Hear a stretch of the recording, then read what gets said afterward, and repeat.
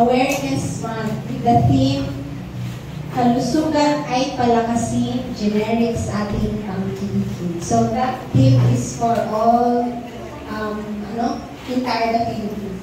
So it is from the DOH. So as we start, we welcome the presence of our ever supporting and ever approachable Doc Gary. Thank you po. And the support and always laging nandyan si Ma'am Fatima, our GM. So as we start, let's start our generics awareness month. So may I... Major pharmacies of the Republic of the Philippines, soon to be known globally. Today, as you celebrate another history or milestone of your department, I'd like to congratulate, of course, your faculty, headed by your dean, Ma'am Fatima Abuna Balsita. Palakpakan niyo naman. I'd also like to say thank you and to welcome our guest of honor and speaker, Ma'am Julian Rivera, Kabutage. Yeah, thank you so much, Ma'am, for gracing our momentous event, especially for the College of Pharmacy. And to all the officers who made this program spectacular. Palakpakan niyo naman po ang inyong mga friends. Sabi ng team, kalusugan ay palakasin, generics ating tangkilikin. We all know, ladies and gents, that health is wealth. That is the most essential and most important aspect that we need to consider in every day of our life. We need to secure our health because that's the only wealth that we've got for the rest of our life. Aanin mo ang pagiging mayaman, aanin mo ang pagkakaroon ng malalaking bahay, madaming pera, kung ikaw naman ay hindi malusog. Diba? Kung ikaw naman ay may sakit. Tapos sabi dito, generics ating tangkilikin. Usually, pag pumupunta tayo sa parmasya or sa drugstore, tapos kulang yung pera natin, most likely, tinatanong natin kung may generic ba doon sa gamot na yun instead ng branded. Or if not, yung mga pharmacies sa drugstore, kung nakikita nila na ang mahal ng gamot tapos at the same time, kunwari ang sinabi ng doktor sa prescription, 14 na kapsula 3 times a day. Tapos sinabi niya yung presyo 47 each capsule, medyo minsan napapaisip tayo. So we ask for generics. So pag generic naman sasabihin, ano na lang, 27 pesos. So nakakamura tayo. But you know what? The potency, the efficacy, and efficiency of the drug is still the same. Kaya naman generics ating tangkilikin kasi the same. Diba? Ang tawag kasi sa mga branding, katulad sa halimbawa pag nandun tayo sa mall, bibili tayo ng chocolates. Ano yung unang hinahanap natin na brand ng chocolate? Ferrero, Toblerone. Pero subukan mong bilihin yung ang mahal-mahal na yun, na may packaging na gano'n. Bumili ka sa store ng tagpipiso na chocolate, they are still the same chocolate. Balutin mo man yan, pare-pareho pa rin sila ng ingredient. Diba? Pare-pareho yun yan ng ingredient. Ang nagpagkakaiba lang yung packaging, yung branding. Diba? Pero yun pa rin, chocolate pa rin yun. Baka kakuha pa rin ng mataas na blood sugar. at saka diabetes pagdating ng araw. Yung mga chocolates na yan. So whatever it is, how do you call it?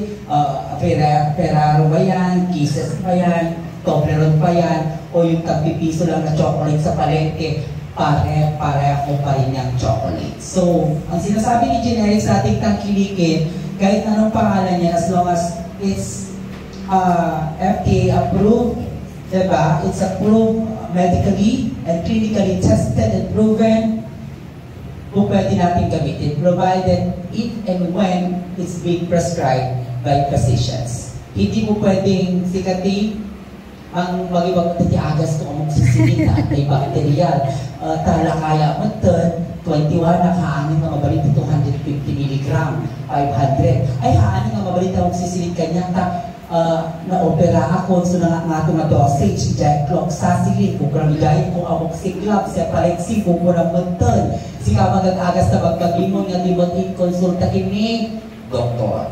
So kung nakaroon ulit-ulitan, nandyan na kayo sa BS Pharmacy, i-graduate nyo yan, ipasa nyo yan, be a registered pharmacist, then go forward to become a doctor of medicine.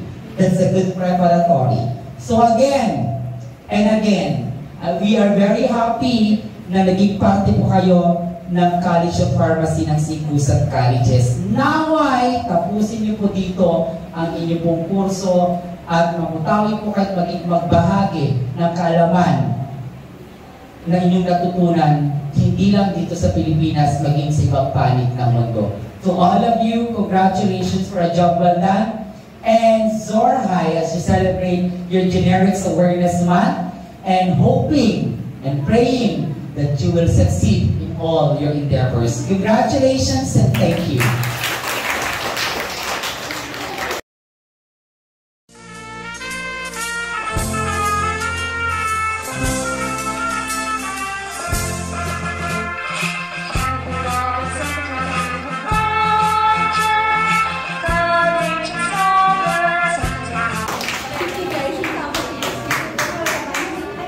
Sorry namin ang Laos School President, Ma'am Jacqueline Pacheco, ito lang siya dito, and to our diligent and proactive Academic Affairs Officer, Dr. Luma, ay Dr. Marma Maria Rutat, and to our energetic and triple Student Affairs Officer, Dr. Yani. Guests and students, a pleasant morning and God blessings to one and all. It is my distinct honor to introduce our esteemed young guest speaker for today's gathering, the Generics Awareness Month. Our guest speaker today is a young, modest, and attractive pharmacist. Kita niyo naman, diba? Okay. I want to briefly comment sa kanya. When she was my student, lagi ko siya natatandaan. Kasi sabi niya sa akin, mapagkakami siya ko siya. Remember that? Kasi tayo sa akin sa mga sabi niya sa akin that time. So I always remember si Ma'am Julie. Kasi alam ko sa kanya, yung future na gusto niya na maging pharmacist na abatin. Okay? And she is a product of Sigusan Colleges in school year 2015 to 2019 and passed the pharmacist licensure exam last November 2022. She is working as a pharmacist in charge in the Generics Pharmacy at Bawang Bawang. Let us welcome our guest speaker, Ms. Julie Rivera.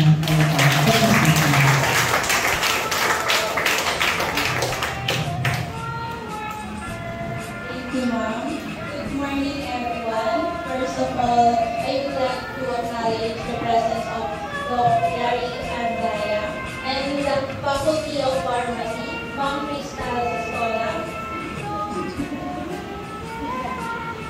Ma'am Carlota Aguilar, and of course our beautiful Dean, Ma'am Maria Fatima Abbas. The month of September is known as the Generics Awareness Month. Our theme is Kalusugan ay Palakasin, Generics Ating Tangkilikin. This celebration aims to spread awareness about the generic drugs that provide safe, effective, and low-cost quality medicine. The said celebration aims to promote and ensure the distribution, use, and acceptance of drugs, medicines identified by their generic name. The Republic Act of Number 6675, or the Generics Act of 1988, mandates to ensure that affordable and effective drugs are made available to all Filipinos. The law aims to supply and promote low-cost quality medicines as alternatives to the widely consumed but more expensive origin of branded drugs by requiring physicians to include in their prescription both the generic and brand names that you all prescribe. Generic medicines and branded medicines have the same active ingredients, dosage, form, effectiveness, safety, strength, route of administration, quality, and performance. Kaya naman po, maka-branded o generic po ang inyong gamot, ay parehas po yan na effective. But they will vary when it comes from your physical appearance. Allowable differences in size, shape, and color do not impact how medications work. Hindi po porket pink na tablet yung kulay na gamot na nabili mo is mas effective ngayon sa white na tablet. Halimbawa po dito is yung losartan. And our commitment, registered pharmacist, in virtual recognition for her invaluable service as the guest and honorary speaker during the celebration of the Generics Awards 2023. Ms. Thing, kalusugan ay palakasin, generics ating tangkilikin, thereby providing timely information to promote the use of generic medicines in the Philippines. Given this 27th day of September at Sinusat College's Lingsat City, San Fernando, La Union. May we request the faculty of the College of Pharmacy, Dr. Yari, to please present the certificate.